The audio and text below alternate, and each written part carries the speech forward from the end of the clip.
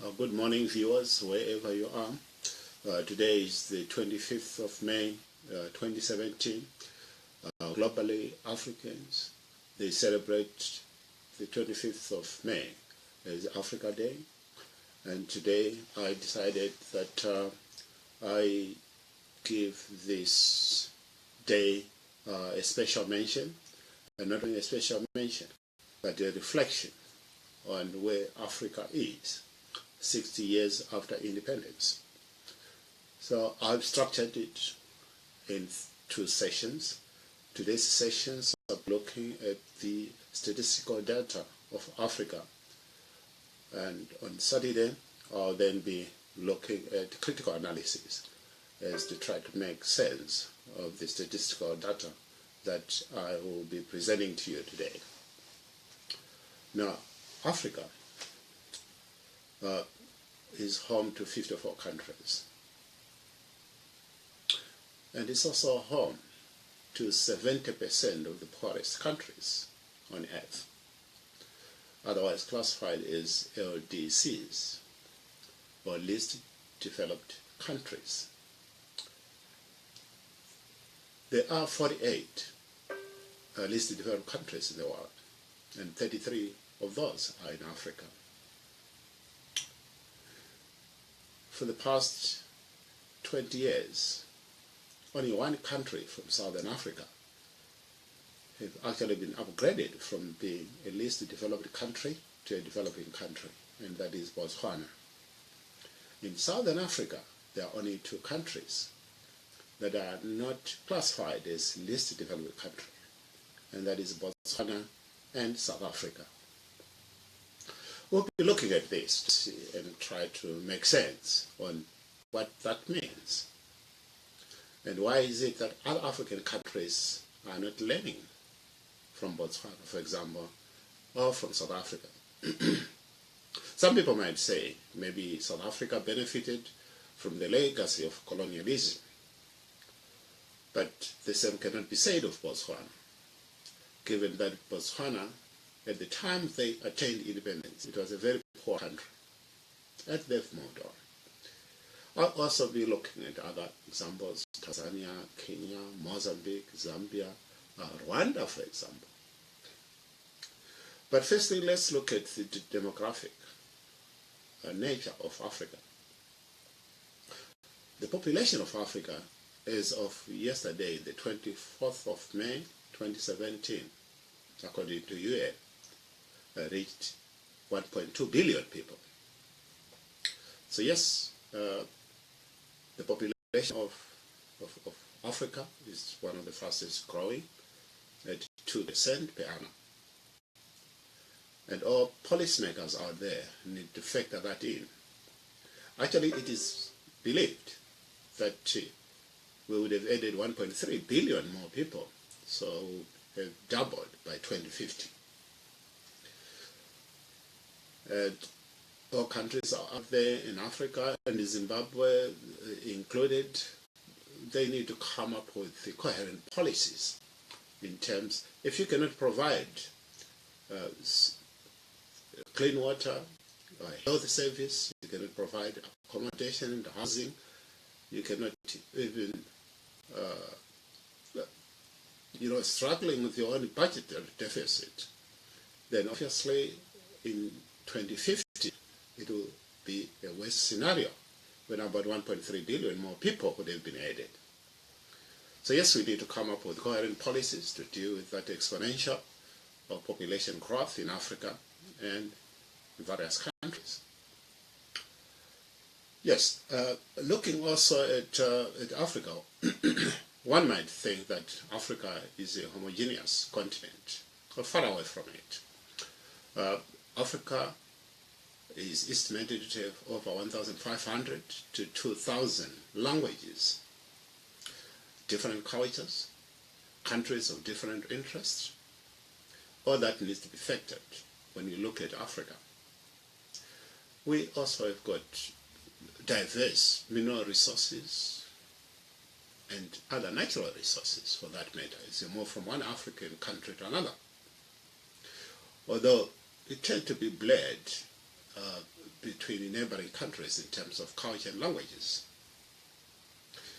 Also, whilst looking at Africa, the demographic aspect, 40% of people in Africa live in urban areas, which means 60% of Africans still live in rural areas.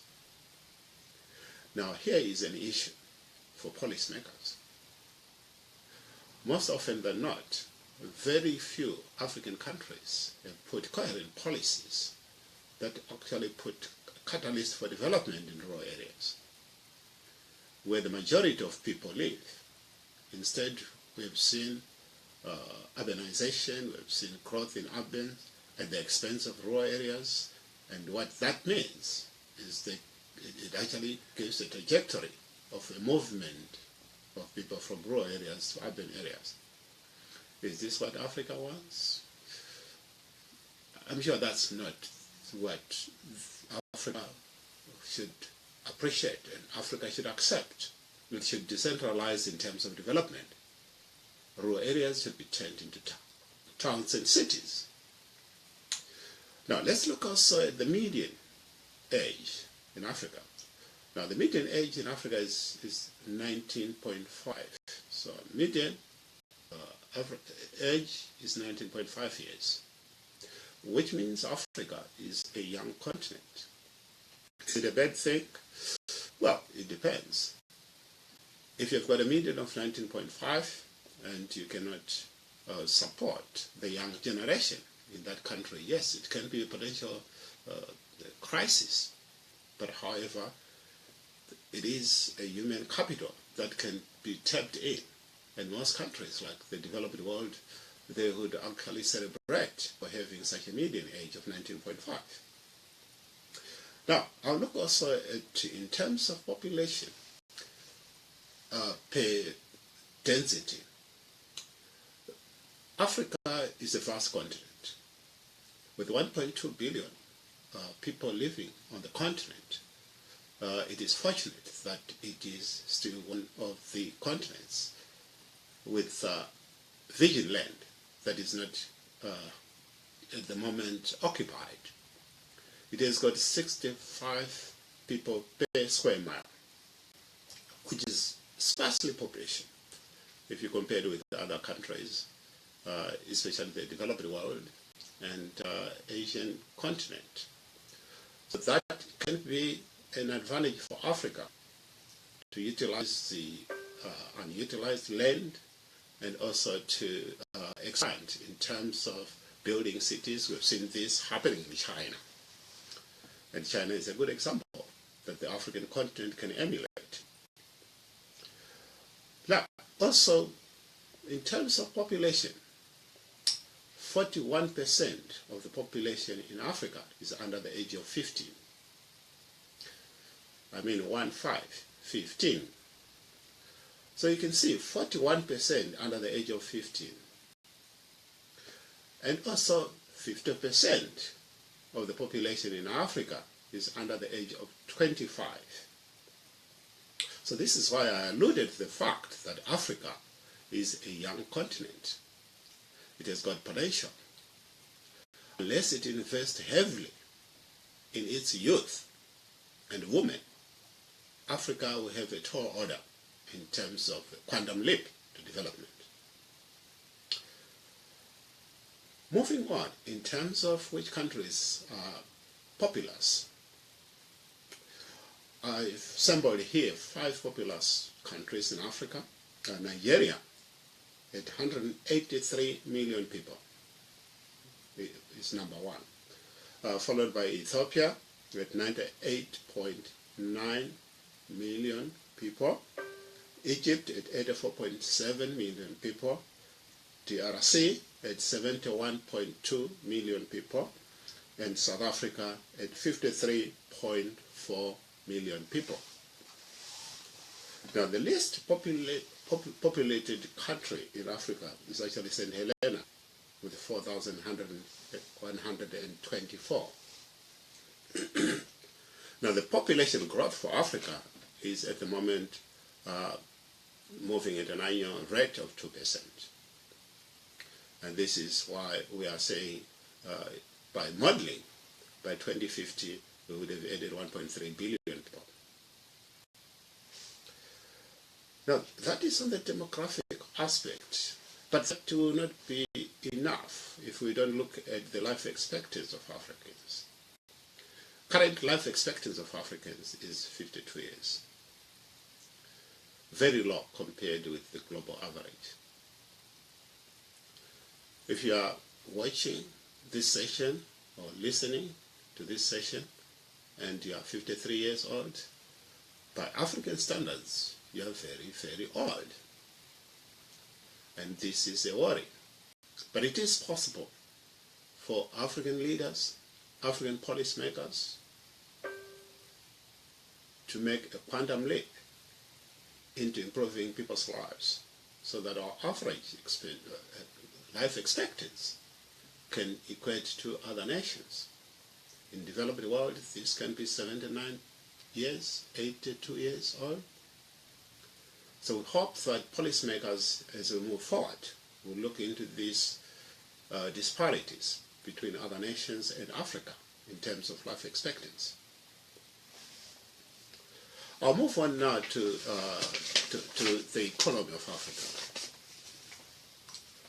Now, this is a thorny issue because with other African countries, it reflects the colonialism, the legacy of colonialism. With other countries, it reflects ill governance, corruption. But the critical nature of the statistical data that I'm going to talk with you today, I'll review these on Saturday, this 27th of May. But today, I'm looking at the statistical data 60 years after independence. Here I'm saying 60 years after independence because the first independent country, which was Ghana, was on the 3rd March 1957. So we tend to put a measure based on Ghana's independence, so which is 60 years on.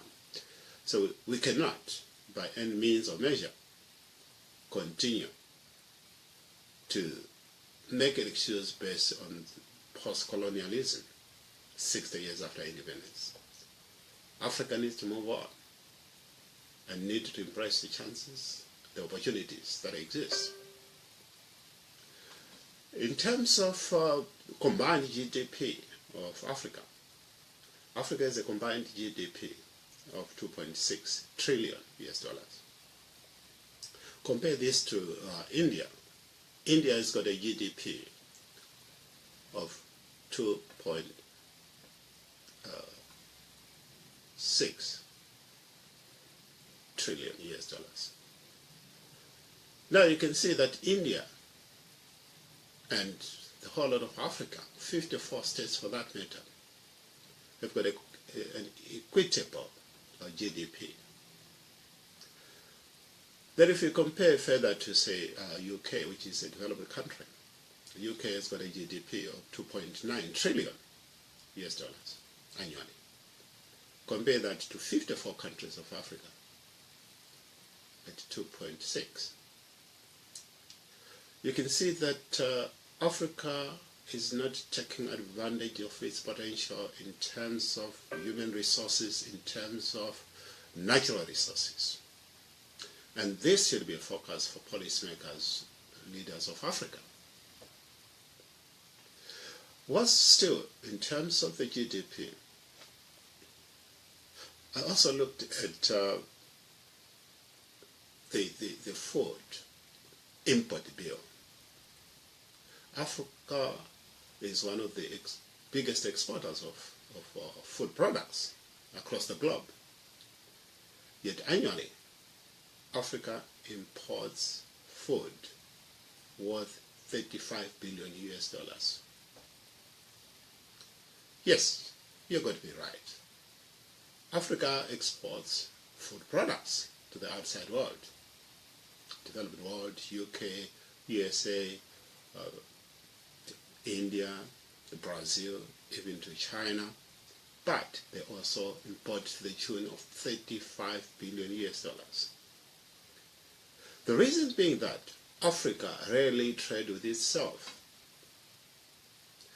which I think this is a gap that leaders and policymakers need to close. Why is it that it is cheaper to import rice from Brazil as compared to importing rice from Malawi? Why is it easier and cheaper to import even maize from Brazil than it is to import from Ghana, for example? I think our leaders in Africa need to seriously look at the policy framework in terms of trade regimes. We need tariff-free trade regimes in Africa for African states to start developing using the resources within the African continent itself.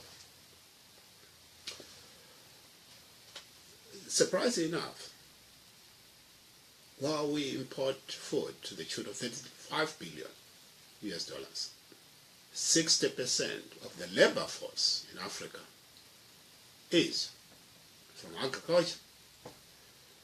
So you can see that agriculture in Africa sustains over 60% of our population, directly or indirectly employment. Yet we go hungry every day. Why we have that disparity? Again, this is a question for policymakers and our leaders to address. Having shared with you the statistical data for Africa 60 years after the first independent country, which is Ghana, you can see that yes, Africa is no longer the dark continent it was yesterday. It has moved on, but it's moving slower than it should be, and it's not all countries that are moving in the same direction. Other countries are being left behind. Yes, we've seen, even in the SADC region, for example, Zimbabwe with its economic situation, meltdown, unable even to pay civil servants, the only country in SADC which is not progressing. We've seen Botswana, South Africa, Mozambique, for example, Malawi, and Namibia, they're all fast developing and empowering their own people. Zimbabwe is stagnant. If the truth could be told, Zimbabwe is actually going backwards instead of going forward.